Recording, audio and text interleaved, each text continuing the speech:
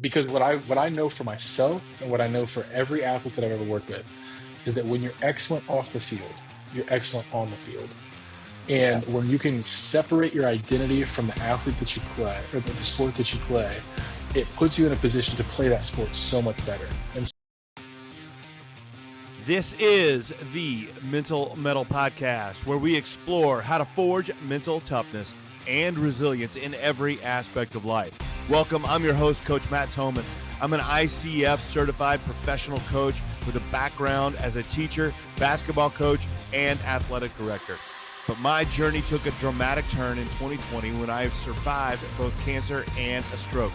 Those experiences shaped my mission to help others grow stronger in every facet of life. Today, I work with athletes, coaches, educators, and anyone who believes that positive mental health is both achievable and a personal responsibility. This podcast is dedicated to helping listeners develop a positive version of toughness, one rooted in resilience, focus, and growth. Whether you're looking to excel on the field, in the classroom, or in life, this is your space to learn, grow, and take action. Join me on this journey, and together, let's forge your mettle. Coaches, do you dream of guiding mentally tough athletes towards a championship? Kids that are resilient, persistent, and unshaken by setbacks. Well, in today's world, those athletes aren't born. They have to be developed. Many athletes face significant challenges and risk burnout. So how do we foster that mental toughness without overwhelming them? Well, introducing the Ember to Inferno program, Building Mentally Tough Athletes. This series is designed specifically for coaches, offering a deep dive into your own journey of mental toughness and equipping you with practical tools to build confidence and belief in your athletes. Rather than just simply adding more adversity to their life, we focus on creating a strong foundation for mental resilience. You'll learn how to transform a spark of motivation into a blazing fire of toughness, using techniques that address challenges like social media pressures, athletic stress, and trauma. Don't just wish for mentally tough athletes, build them. Join the Ember to Inferno program today and ignite the potential in your athletes. For more information, contact me, Coach Thomann, at Mental Mettle Coaching. And welcome back, metalheads. Welcome to the Mental Mettle Podcast. I'm your host, Coach Matt Thomann, and I've got my host here, or my guest today. I'm the host. My guest today, Blake Yager, and Blake is. I'm really excited about this interview with Blake.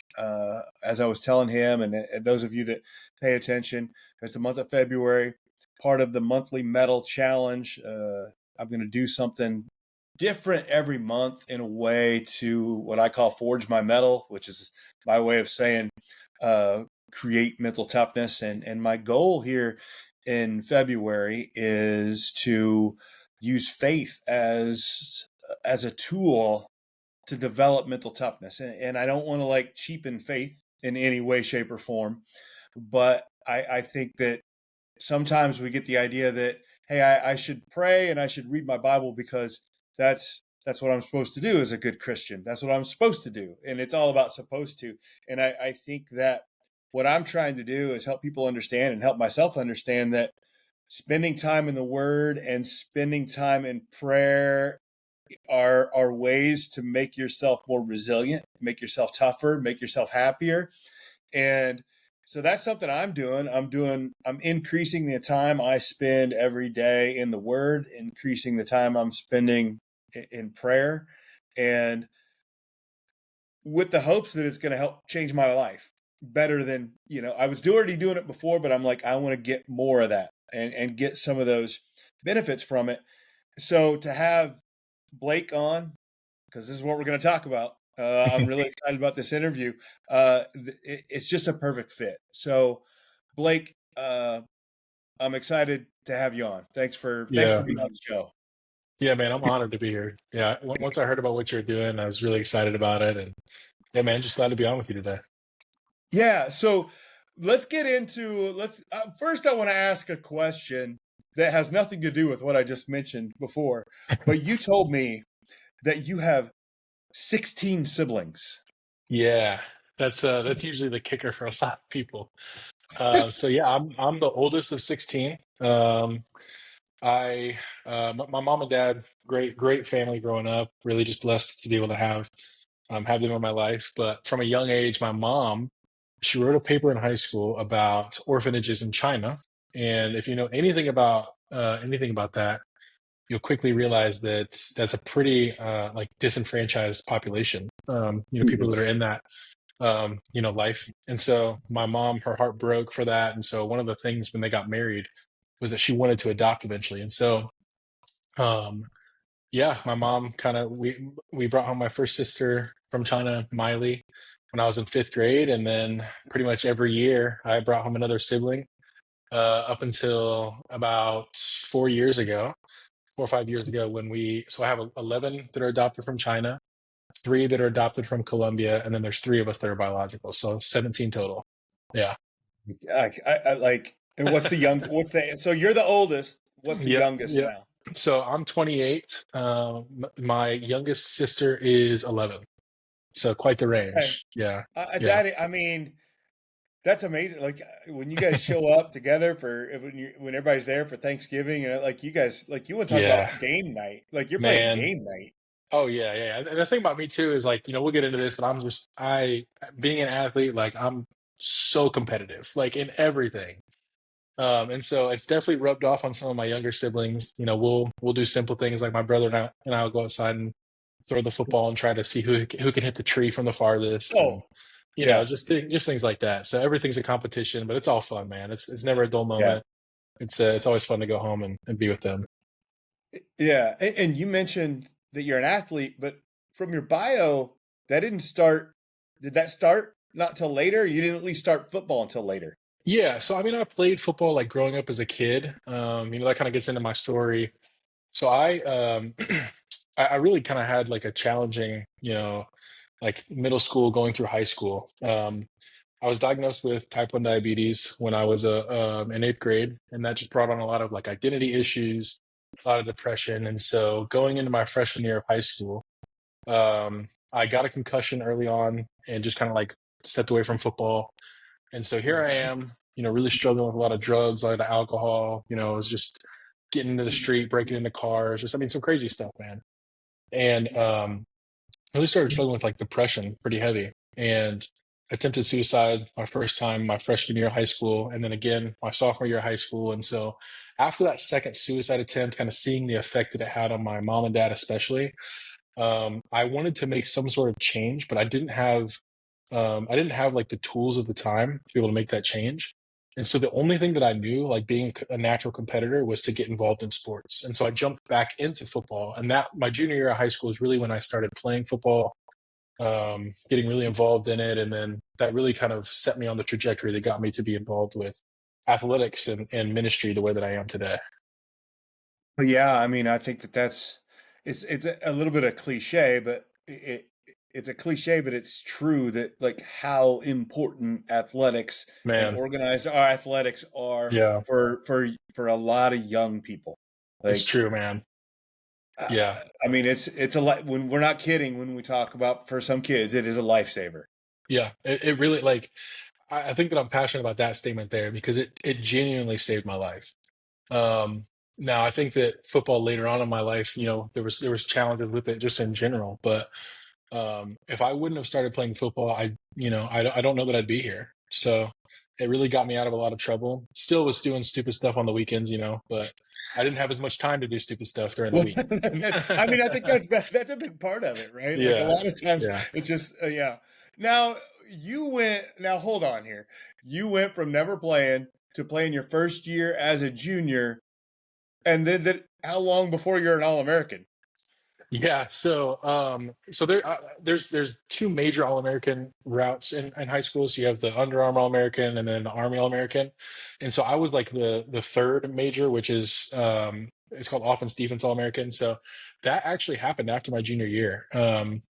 So I got invited down to play in a game in Orlando. So it was one of those televised games, played in front of a lot of people. I mean, some of the guys we played against, one guy went to LSU. So it was a pretty like big shocker for me, to be honest with you. But Yeah, Like, man. I don't understand. Like, that's a lot. Like, you must have had people had to have been surprised. Like, where's this guy come from? Yeah, I think so. To be honest with you, I was surprised. So I think like growing up, man, like I just I didn't watch football much, to be honest with you. Like I've always been a huge Packers fan, but I had no concept for college football. And so it wasn't until after my junior year, I made all conference for my high school team. My head coach pulled me aside and he said, Blake, like you could really do something with this. And a couple weeks later, I got a call from this organization, said that they wanted to have me come down and play in this game, and recruiting just took off for me after that. So yeah, it was quite the ride, man. Yeah, Yeah, like you don't even like at that age, you can't even fathom it or no, understand it, and you don't even know. Like you have to have been. I can tell you played offensive. What you have to have been yeah. born with some good genetic gifts as well. Yeah. I mean, that's the crazy thing is this, man. You look at pictures of me and like, especially my junior year, I was only about 230. I was 6'5", 230. So I was your typical, like small town offensive lineman. But that off season, man, I put in a lot of work and put on about 30, 40 pounds and got really strong. And going into my senior year, I was about 270. And that's when things really took off for me. Had a really good summer going to camps that summer, had a lot of schools reaching out. And yeah, things took off for me after that. So it took a lot of work. Yeah. Yeah. Yeah, no, it does, and Yeah. by no way, shape, or form am I saying, well, you just got there by your genetic gifts, Oh, for because it sure. takes a couple things. Like Yeah. you have to have that, you have to have the hard work. But I do think sometimes we tell kids, oh, just hard work will get it, and it's like It's not. true. It won't. Yeah. It's a Yeah. division one is it's a genetic lottery plus some hard Yeah. work. It Yeah. just is. Absolutely. Absolutely. Yeah. And we're going to go ahead and continue with this interview, even though I am a Bears fan, and I'm going to get past. Oh man, hey, I've But had a that's great time getting to know you, man. This has been great. I We'll know, catch you. no. It's we can get past. Yeah. Yeah. Yeah. What do you have? What do you have to be concerned about? I guess we did. I guess the Bears did not the last one, but that's Yeah. all Yeah. right. Yeah. So anyway, so you go to Cincinnati. Yeah. So actually, my route was a little bit different. So while I was playing football in high school, like I said, I was still screwing around on the weekends because of a lot of like the drugs and the alcohol and stuff like that I was involved in my first 2 years of high school. I really just did horrible academically, and so this is probably the first time I said this publicly, but I cheated on everything. Like I'm gonna be honest with you, man. I even cheated on my ACT, like all of it. Like I cheated on Really? everything. That's just how messed up, man, my life was. And so I yeah, I signed in high school to play at Ball State University. And they offered me what's called a gray shirt. And so what that is at the time you could only bring in 25 scholarship guys. I was number 26. My academics sucked. I barely qualified for the NCAA. And so they said, we want you to prove that you can handle it academically. And so they sent me to a small community college in my hometown. And I took 2 classes. I got a D- and an F because I was partying so hard that I failed out of school. And so here I am in December, and this is the first time in my life that I really like had to come face to face with myself. And I said, God, if you're real, I need you to prove it. And so I ended up getting an opportunity to play at one of the top 5 junior colleges in the United States. Went down there, and that's where my college football career began. Was down in the middle of nowhere, Texas. So Yeah. Well, it's yeah, a lot of football careers start in the middle of nowhere, Texas. yeah. It's true. It's true. There's a lot of really good ones. Yeah, Yeah, it's interesting the way you phrase that about like, hey, God, I need you to show, and it's like you have to at some point like look at it from God's perspective and be like, what else do you need me to do? Like maybe if you know what I mean, maybe you can go to it's true, class man. once in a while. Yeah, Maybe yeah, you right. could Yeah. maybe like Yeah. pick up your end of the bargain here. Man, do you want to? I'll tell you a quick story about that specifically. It's like I was just your typical like prideful kid, you know. I walked in. It was a public speaking class that I failed, and I went to one class, and I showed up to the professor, and I'm like, man, how are you not going to pass me? You know who I am. Like, if I don't pass this class, I'm not going to be able to go to this school. And he was like, I don't care. And it was probably the best thing that ever happened to me. Absolutely. You know. So Yeah, no, that. Oh, so walk me through the journey. Like you talk about, that's when your career began. yeah. Um, just keep walking through that story. Yeah, so I showed up and it was January. So I failed out in December, started at the junior college in January of 2016. And this is where my football career began, but it's also where my faith began. So it's a little bit of blend of both. I'll never forget my dad drove me down and I was looking out the window of my dorm. If you've ever seen like a Motel 6, that's my dorm. Got cockroaches, all of it. Yep. And I'm watching my dad drive away and I'm, 16 hours from home, and I just start crying because I realized that the decisions that I had made had got me to this point. And I had always kind of had a fallback up into that point. And I made a decision. I said, I'm not here to make friends. I'm here to get a scholarship and I'm here to leave. And so I just locked in, like got away from all the drugs, got away from all the girls, all the partying, all of it. And I locked in, man. And I grinded it out, did really well in my academics that semester. I think I got like a 3.4 that semester. But even with all the success that was happening, I started getting offers in the spring, it's a pretty big deal in junior college football. So I had, big schools that were coming out, Georgia, Texas Tech, some pretty big schools that were, Yeah. offering me and inviting me to come out. And I still was just dead on the inside. I had finally made it to the pinnacle. I'm getting SEC offers. I'm getting Big 12 offers. And I'm just like, man, this is not it. And so one day I did what I thought Christians were supposed to do. And so I would sit down before each meal and I'd say, God, if you're real, I need you to prove it. And then I'd eat. So I thought I was just supposed to pray before I ate. And this guy comes up to me. He's one of my teammates at the time. Didn't have any really conversations with him before. And the first words out of my mouth blew my mind. He said, I know you're pursuing a relationship with God, but you don't know how. And it blew my mind, man. It really shook me. And so he invited me to a Bible study. And it was the first time in my life that I had ever, this is what I say. I heard about Jesus before this, but I saw him for the first time at this Bible study. Because the way that these strangers cared for me, the way that these people were feeding me and just loving on me, it changed everything for me. And that night I gave my life to Jesus. And that was the first day of the rest of my life. The football career obviously took off, got a ton of offers, but man, it just changed everything for me, in the best way possible. So yeah, went on.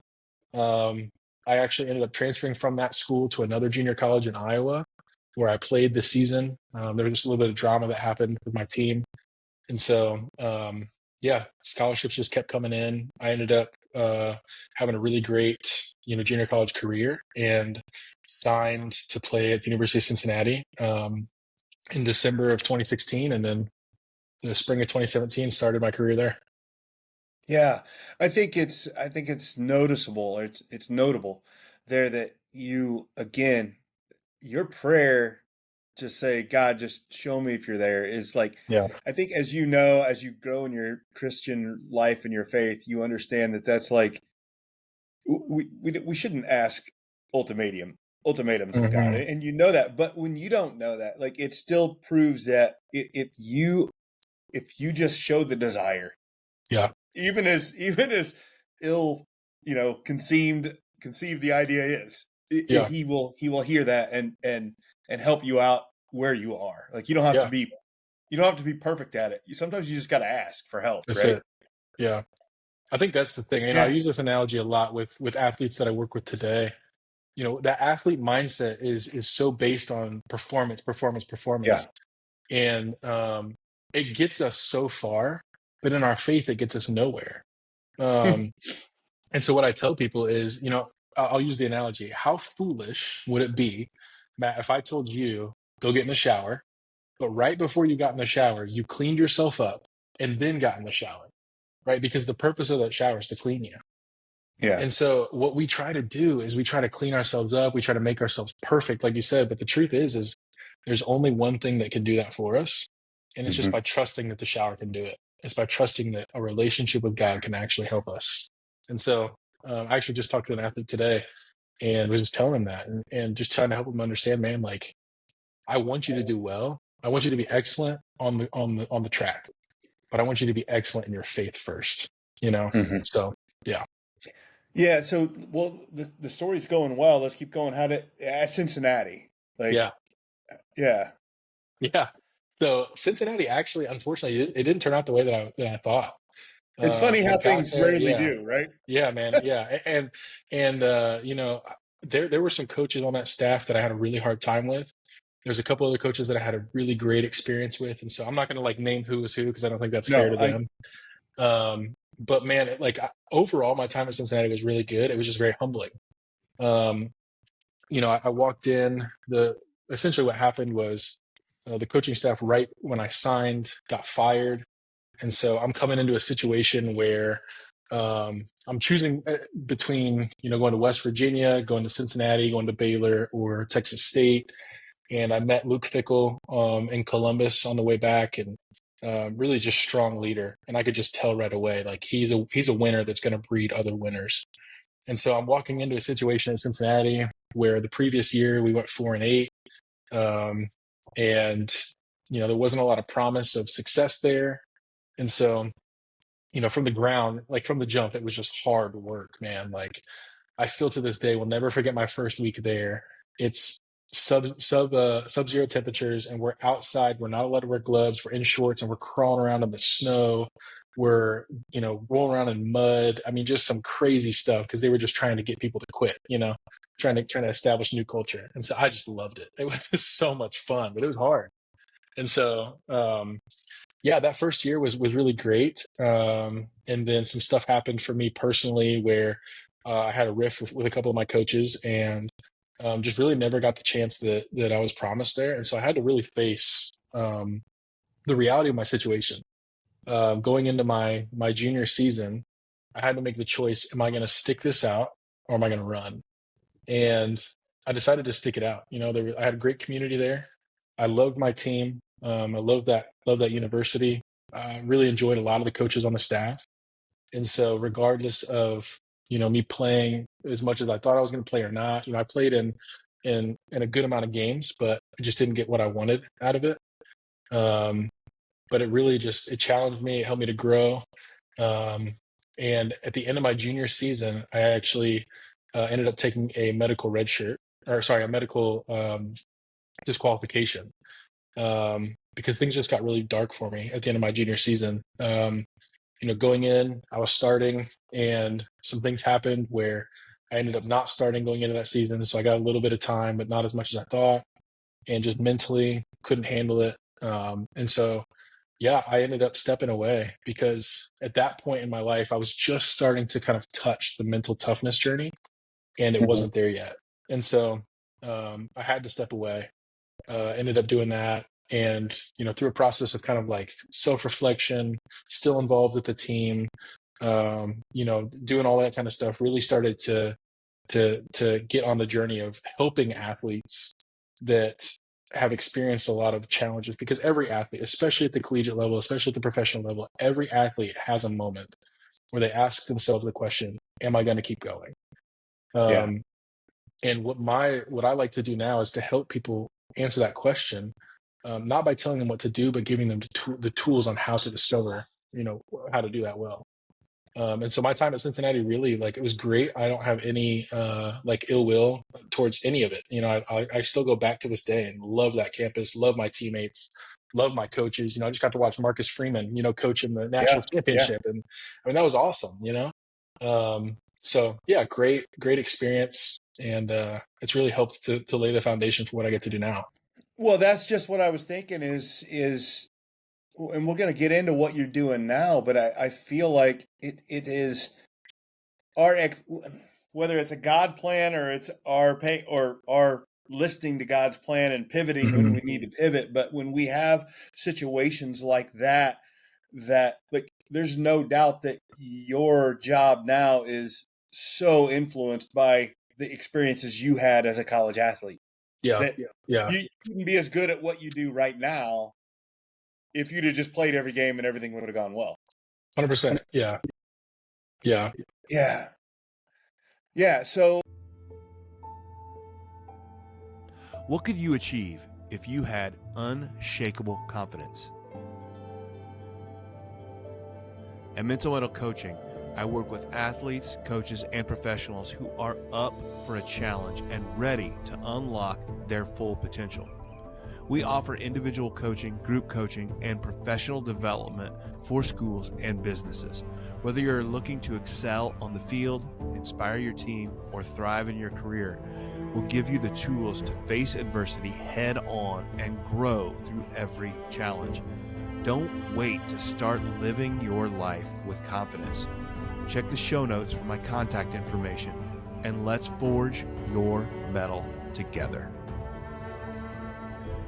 After battling cancer and recovering from a stroke, I decided I wanted to change careers. I knew I wanted to help others thrive while living a life that aligned with my values. I realized that flourishing in life is a choice, and I wanted to help others do that through courageous actions. And luckily, I found Lark Song and became a certified coach.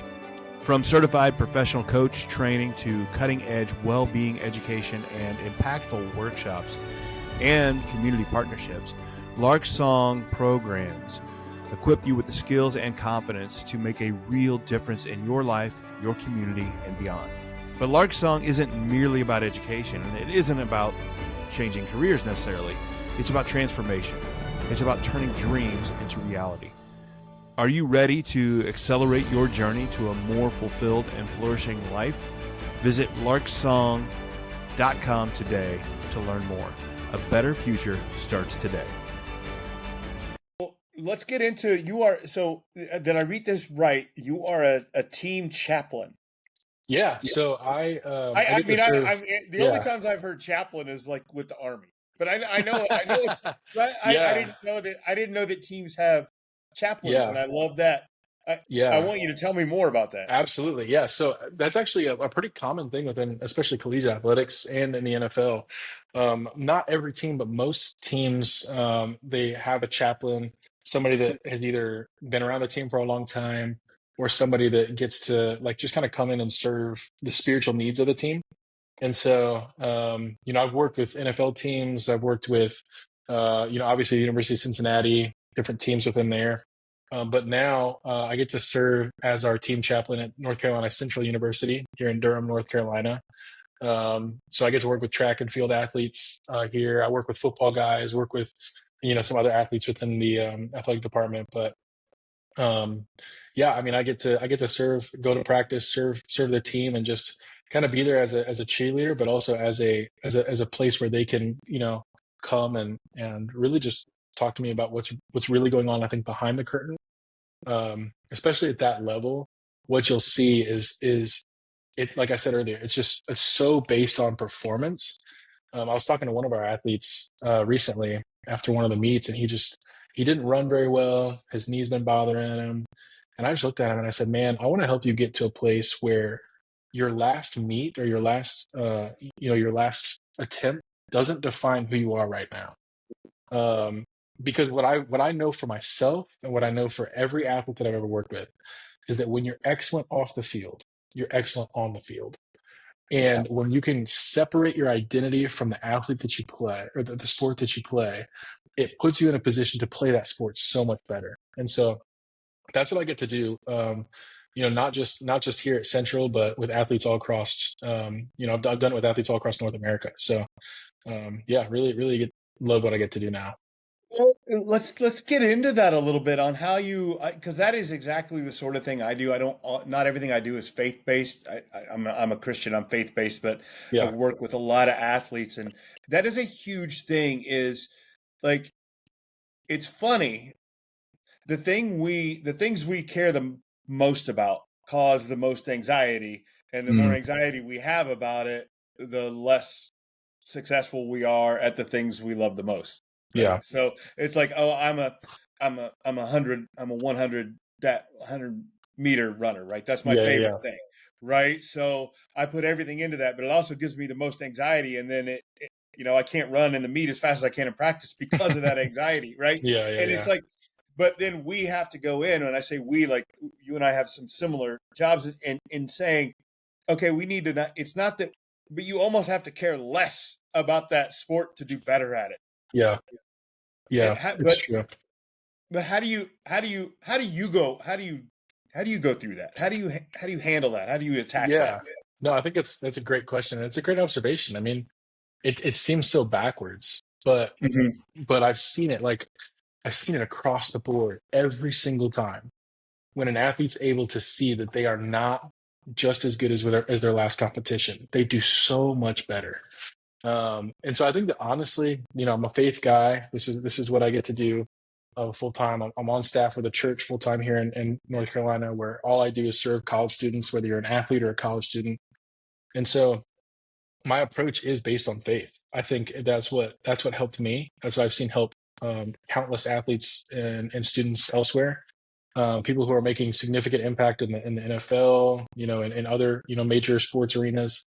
And so I think that what I try to do is I start asking real hard questions, like who are you? And most of the time, people can't answer that question. Yeah. Um, what is it that defines success? Why do you want to be successful?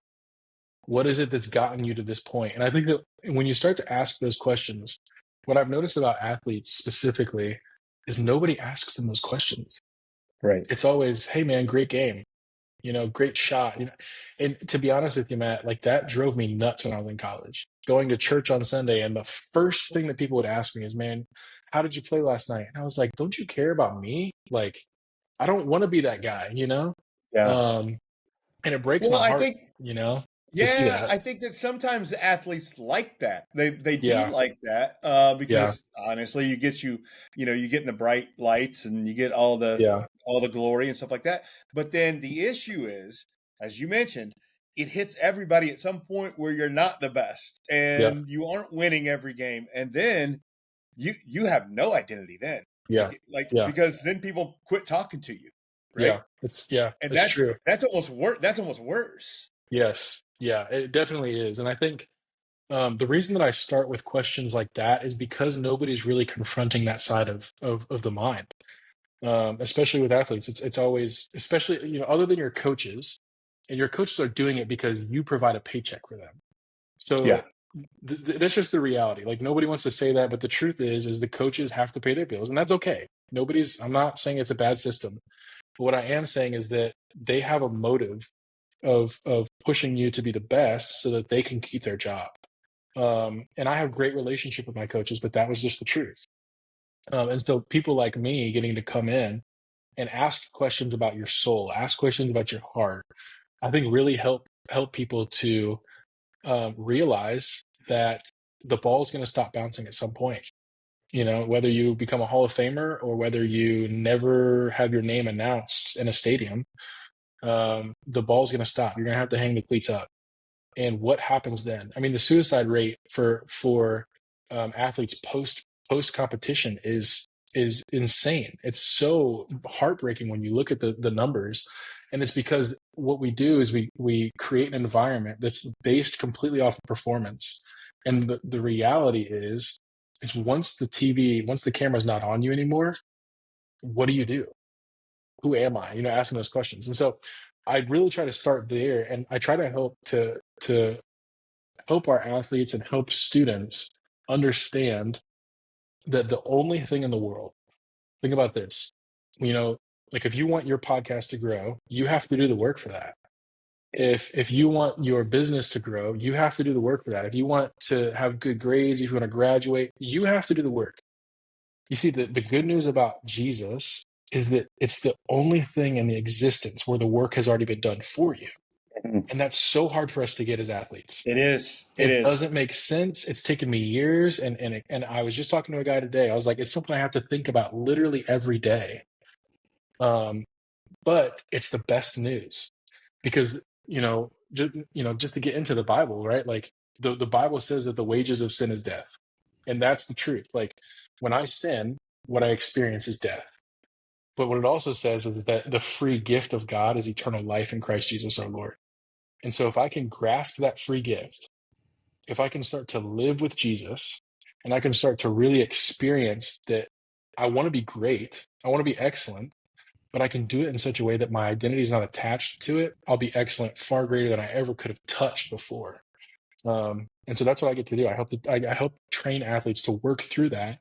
And I've seen it across the board, whether I'm coaching, in Turkey, or whether I'm working with people here in the United States. I mean, I've seen athletes do really, really well and accomplish some really cool things as they start to grasp that. So let's talk about that success and defining success in the sense that um, how do we when you introduce them to Jesus and some of those thoughts that are new to them, how do you see that affect their mental toughness? Yeah. Well, I think that I look at it like this. I think that if I'm going to use an analogy, if we think of our lives as a ship at sea, right? There's seasons where the water is going to be calm. There's seasons where the storms are going to be crazy, where the waters are going to be throwing us around. But what keeps me centered is that anchor. And so what I was telling a guy today was that the anchor is really what allows me to stay steady. And so if you think about how an anchor works, like I might move around the anchor, there still will be waves, but that anchor allows me to be rooted somewhere so that when I experience the waves, when I experience the challenges, when I experience the disappointments, the trials, the triumphs, I'm able to come back to the same spot and be informed by the same truth that whether I win the race or I lose the race, I still have value. I'm still loved. I'm still purposeful. And don't get it twisted, man. Like I said, I'm the most competitive person I know. Like I want to win at everything I do. But even when I lose a pickup game with my fiance playing basketball, like I'm able to Mm-hmm. walk away frustrated, sure, but I'm still able to walk away whole. I'm still able to walk away, as a complete person instead of walking away in pieces. I think that's the problem sometimes is understanding, getting people on the outside or even athletes on the inside to realize that you can be face centered, you can be, love Jesus, but you can also go out there and compete Absolutely. and want to win, and that's uh, it is difficult at sometimes, right? Yeah. But I think that it's the goal. How do you continue to preach that message to them? Yeah.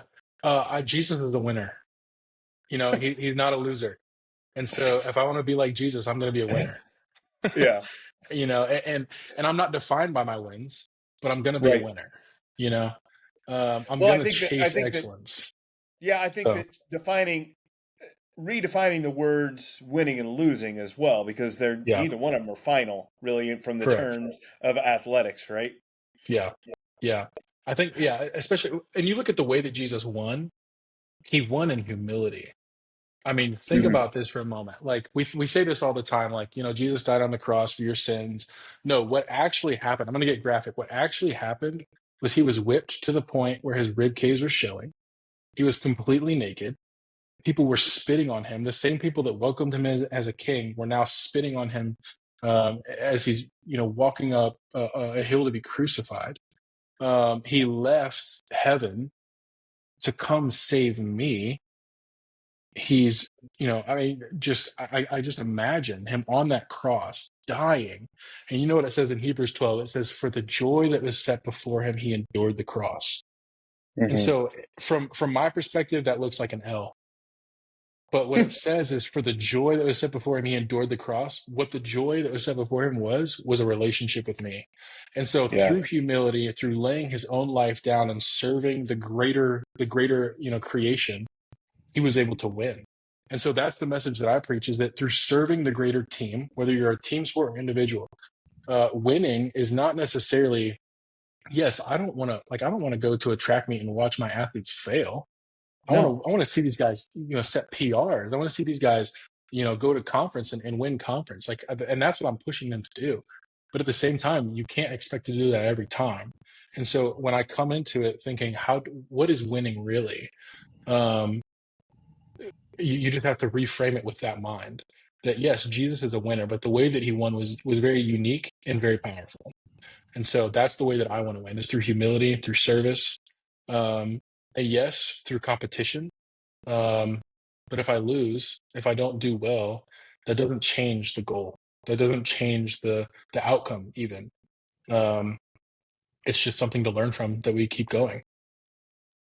Yeah, and I think and you've mentioned it a couple times, the word identity, Yeah, and when we talk about suicide rates for ex-athletes, and you let your diabetes kind of define you and things yeah, like that.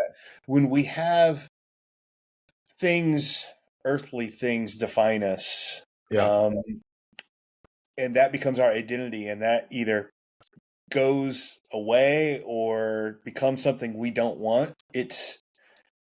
That's where that comes from, is a lack yeah. of that identity, and not really knowing what you are, or don't liking what you look like. And Hmm. yeah, I think that's why an identity as a Christian and as a follower of Christ is, as you said, it's anchored Yeah, in a whole lot more. yeah, yeah. I mean, it is. You think about. I mean, I have my phone sitting right here.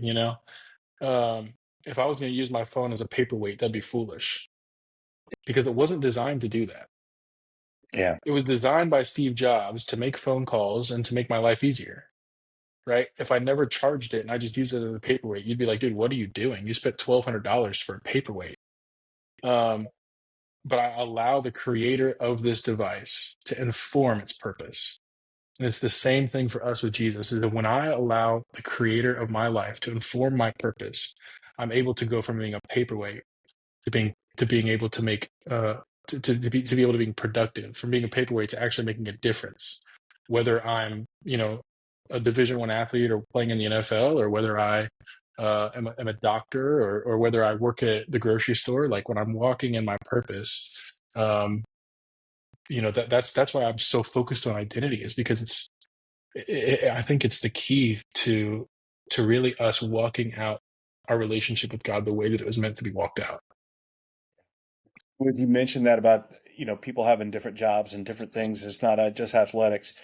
I'll put you on a spot here in a minute and ask for some verses you think that will work for athletes. But I will tell you, the one that's over my head here is Colossians 3:23, and Yeah. whatever you do, do it with all your heart, as if doing it for the Lord and not for human masters. And that verse to me speaks competition, and Yeah. speaks like, let's go. Let's get, if we're gonna do something, let's give it everything we've got. Yep.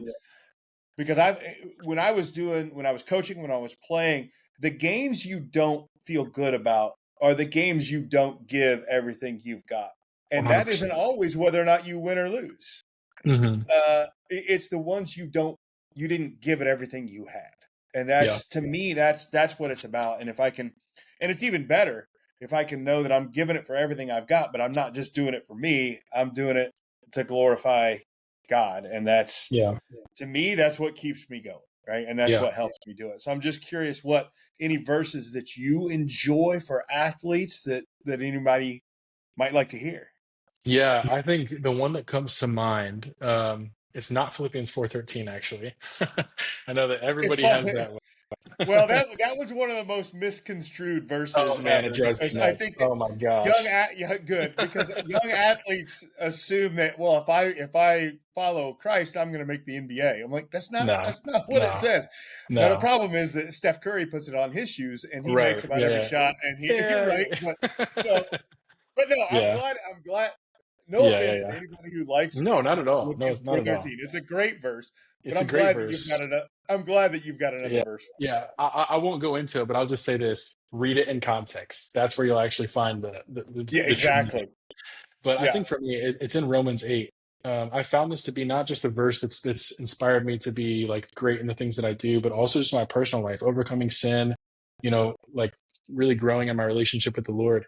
It says that the mind that is set on the flesh leads to death, but the mind that is set on the spirit leads to life and peace. And I love that verse because it helps me to recognize that when I focus on the boat, going back to that analogy, I'm going to be running around trying to fix all the holes. But if I just look at the anchor and I trust that the anchor is going to do its job, that God's going to take care of the boat, that God's going to take care of the storm, and that eventually, yes, we are going to go through hard times. Like my life's gotten harder since giving my life to Jesus. But as I trust in the anchor, I'm going to be okay. It's that mindset of saying, I'm not, yes, I'm going to realize the things that are challenging. I'm not going to pretend like nothing's wrong. I'm not going to, push my emotions down. I'm not going to, like, it's not stoicism. It's a reframing to say, I'm putting my mind on something that will give me life. And I'm taking my mind off of something that produces death. Whether it be identity, whether it be sin, whether it be, I mean, you can go down a list, but anything that is set on the mind that is set on the flesh leads to death every time. But the mind that is set on the spirit leads to life and peace. So And I love that verse and I love that idea. One of the things that you said in there is that I love when I'm working with athletes and teams is the importance of focus.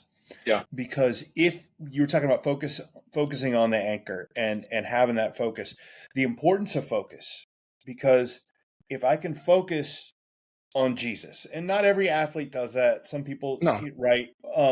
But an athlete that can focus on something that they can control, yeah, right, is so much better off than an athlete that focuses on things they can't control. yeah, And we say, oh well, that's obvious, Matt. Like, why would we do that? Well, we do it all the time, and it's not just athletes. We worry about the team we're playing, the refs, yeah, your coaches, the field. It's raining. It's all these things. When you're talking about your analogy, it's all the waves, yeah, right?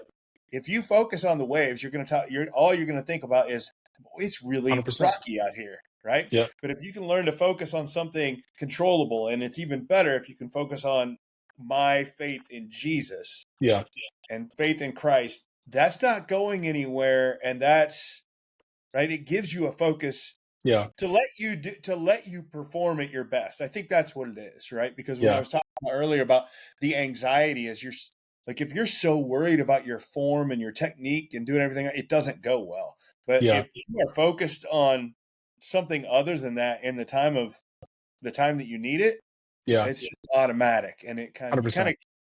you kind of get out of your own way, Yeah, which is a problem for a lot of athletes. Is it getting is. in their own way. Yeah. Yeah. I think, going on that idea of focus, this is one of the things that I tell everybody that I work with. I remember when I was playing in college, we played UCF 2018, college Mm-hmm. game day. It's millions of viewers. I mean, the biggest game that I ever played in, loudest stadium I ever played in. I played in University of Michigan, played at UCLA, some of the, most prolific stadiums. UCF's bounce house is by far the most insane environment that I ever played in. But I remember looking at myself on Monday. That week, we just found out we're on college game day, huge game coming up. And I'm watching film of the guy that I'm going to be going against. And I'm like, oh, shoot. Like this guy's the truth, And, so I start watching myself and I'm like, okay, if I'm this guy, how would I attack myself? And I started to recognize there's really just a couple things that if I really improve on this, I think I'll be okay. And so Monday passes. Tuesday's our first day of practice. Tuesday, I decided that I am going to master my first step. Everything else sucked, but my first step by the end of Tuesday became great. Wednesday comes around and I say, okay, I'm going to master my finish. And so I have a great first step. Now I have a great finish. On Thursday, I said, now I'm going to work on putting my head in the right spot. And so by Friday in our walkthrough, everything's a completely different block for me. So that by Saturday, I'm able to play the sport that I've always played in a completely different way. And so this is what I tell people. Don't take a Saturday mentality, take a Monday mentality. Yep. Don't look at the game day. Don't try to figure it all out right now. What do you have to do on Monday that's going to prepare you for Saturday? And so that's, I mean, you'll if you talk to any of my athletes, that's what they'll say. What does Blake talk about the most? Monday mentality, because you focus on the things that will make change over time. You'll look back 3 months from now, 6 months from now, 10 years from now, and you'll see a completely different person. So it's all about that focus. Well, I think so too. I think if you are looking at the big picture, you forget about all the little steps it takes to get there. Like, and Yeah. that goes for wherever it is. It's like, a young athlete that says, I want to play college football. Well, you can't go to practice every day saying, I'm going to play college football, because you need to work on, Yeah. you need to have a list of things you need to do to get there. Right. Yeah. It doesn't help us. It doesn't help you go to practice every day saying, I'm going to play college football. No, I Yeah. need to practice on the next thing I need to get better at. And Yeah. I agree with you 100%. Yeah. It's a technique that I talk about all the time, that like, what is your focus? And that can be like, what am I doing today? Right. So Absolutely. Yeah. yeah, no, it's Absolutely. good. Oh, Blake, this has been fantastic. What did I miss? What question did I not ask you that I should have? Oh no. What question did you ask me? I don't know, man. I think I can get really passionate about these things. So I think that the only thing that I would say is just, whether you're an athlete or not, whether you're a coach or not, um, my personal opinion and the things that I have seen to work, is find out where your life is in regards to faith. And I think that if you can center yourself in that way, you'll find so much more. There's so much more to life. Um, and please do not hear me. I'm not saying that I'm soft. Like, I will get out on the court and I'll trash talk you like nobody else. Um, but there's so much more to life, and it's all rooted in my identity and my relationship with Jesus. Yeah. So, Which is great. And there's one thing that you said earlier about like coaches and it being a paycheck and stuff like that, and they have to push you to be your best. yeah. Something I want to come, and I agree with the message I'm trying to get out there, because I try to get this out to a lot of coaches. The things that you're doing, I think that coaches need to be doing this, because a lot of them, they think it's counterintuitive, right? Hmm. They think that toughness has a negative connotation, Yeah. right? And I think that whenever we talk about mental toughness and faith, that is like the ultimate positive toughness. Yeah. And I just love that idea. If we can get coaches to lean into that, Yeah. like is I it's not all about wins, but it will you'll get wins. You just will. 100%. 'Cause, yeah. 100%. Yeah. Mhm. Yeah. But faith is not soft. It's not soft at all. No. Oh, Not at it's all. yeah. I agree. Yeah. I agree. So, wow, it's been a great interview. I can't thank you enough for coming on. This has been fantastic. I wish you all the best of continuing to be a chaplain and leading those young athletes. I know they need it. I know they need the help, and I know you're making your school and the world a better place, and I appreciate you for it. Yeah, man, I appreciate it. And I'm just excited to be able to be on here today, and, blessings to you guys. And yeah, man, excited for all you're going to do. Awesome. Parents, is your athlete ready for the upcoming sports season? They might have the strength, the speed, and the skills, but without confidence, they could still struggle when the game is online. Skill and strength are great. They're necessary, but they're not used to their full potential without the right mentality. Confidence is key. It's the key to unlocking that full potential. And at Mental Mettle Coaching, I offer personalized sessions designed to build the confidence your athlete needs for a successful season. My proven techniques empower them to perform under pressure, both on the field and in life. Don't let a lack of confidence hold them back. Book a free session today and discover the power of confidence. Visit the website and get started on the journey to a more confident and successful athlete with Mental Mettle Coaching. I think what I love about Blake's story is that it is not a goody two shoes story. His transformation from what he grew up and how he acted for a long time, is I love that he's been through it, that he's seen the other side. So when he talks about living in faith and doing things with excellence and following his creator and walking with Jesus, he's done it the other way and he's seen the results and how that goes. So when he talks about this stuff and how much better it is, and how what he sees in himself and in the athletes he's leading. It's not theoretical for him. It's real. He's done it both ways. He understands that it's important, and it's a big part of his toughness, his mental toughness. And when I asked about his definition of mental toughness, it included his faith and his walk with Jesus. And I love that, and how he can do that. And just, again, that idea that he's saying that faith is not soft. And another quote that I love that he said, he said this, I know this for every athlete, is that when you are excellent off the field, you're excellent on the field.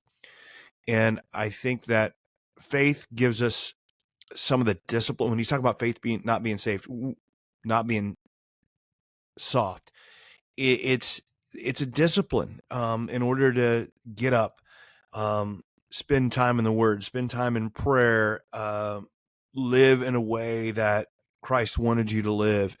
That's a discipline. And that has to be, it's an intentional discipline. And it's intentionally doing things that you know are the right way to do things that are best for you. Those sort of things, if you do that off the field, you'll do that on the field. And again, and it's important to reiterate that this is not about winning and losing. I think that it's not all just our record. It's not just whether or not how many games we win or lose. It's about how we're developing as people, how we're doing things the right way. We're using sports as a way to get through life, or maybe it is our life. Like Blake, that's his job now. But I think that it's more than just the wins and losses. Now, that said, I think that when he's talking about being excellent off the field and excellent on the field, wins follow that.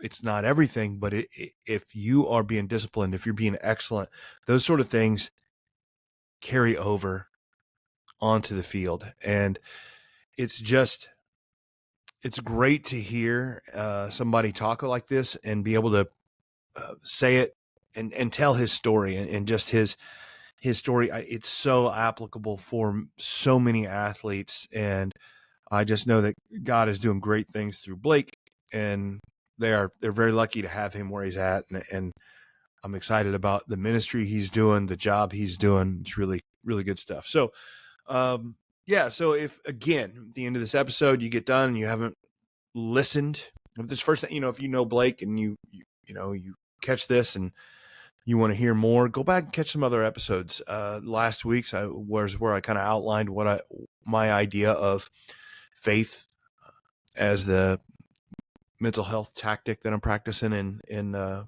February, and how I'm using faith to increase my own mettle. But there's some other good episodes, some of the episodes that I've mentioned before. If you are interested in how you can, some faith-based guests that I've had, Kramer Soderbergh is a great one. He's head coach at Millikan University. I've mentioned him. Henry Damerkant, he's now a assistant coach for the Chicago Bulls. So that's a good one there. He's a really good interview. There's just some really good ones. Hallie Mitchell, who is a captain for Kentucky softball. She's another good one, really leans into her faith. These are really good athletes, really good coaches, and they're using their faith as a guide. So I'd go back and check those out if you want to check those out. And if you like what I'm spitting here and you're picking up what I'm laying down, then do me a favor. Like, share, subscribe. Don't keep it to yourself, please. I am doing my best to use my platform to show some ideas that can help people develop mental toughness. And now on top of that gaining that mental toughness through faith, I'm trying to share some ideas of how faith can be so important on that. So if you, again, agree what I'm thinking and you're liking this, do me a favor, share it with somebody. Like it, share it on social media. I love all that. And if you ever want to, shoot me an email. coachthomann@gmail.com. It'll be in the show notes along with all of my information. Shoot me an email if you got a guest for me. If you just want to reach out and connect, I'm all about that. I would love to do that. So the more we can spread these ideas, the better. And I'm trying to do things by my favorite verse, which is whatever you do, do it with all your heart as though working for the Lord and not for human masters. And this is one of these things that I'm trying to do with all my heart. And that's a prayer I have for myself, but you might be part of that. So sharing it with somebody, reaching out to me, seeing how we can connect, I would love it. So I appreciate it. And yeah, been a great episode, and we'll continue with some stuff next month. And if you want, please join me in the monthly Metal Challenge and up your game, and practice the rest of February here, leaning into your faith and more biblical reading and more prayer, and see where you get on that. So it's been a great episode. I've enjoyed it. I'm your host, Coach Matt Thomann. This is the Mental Mettle Podcast, and always remember, forge your metal. Thanks for listening to the Mental Mettle Podcast. Don't forget to tune in every week for more insights and strategies to help you forge mental toughness and resilience. This podcast is brought to you by Mental Mettle Coaching, where we are driven by a passion for sharing knowledge and experience that empowers others to play, live, and grow with confidence. Our mission is to instill a resilient and spirited mindset in our clients, enabling them to confidently face adversity and actively seek new challenges for personal growth. At Mental Mettle Coaching, we offer individual coaching, group coaching, and professional development for schools and businesses. Whether you're an athlete, educator, or professional, we're here to help you unlock your potential and thrive in every area of life. Until next time, keep growing, stay resilient, and always remember to forge your metal.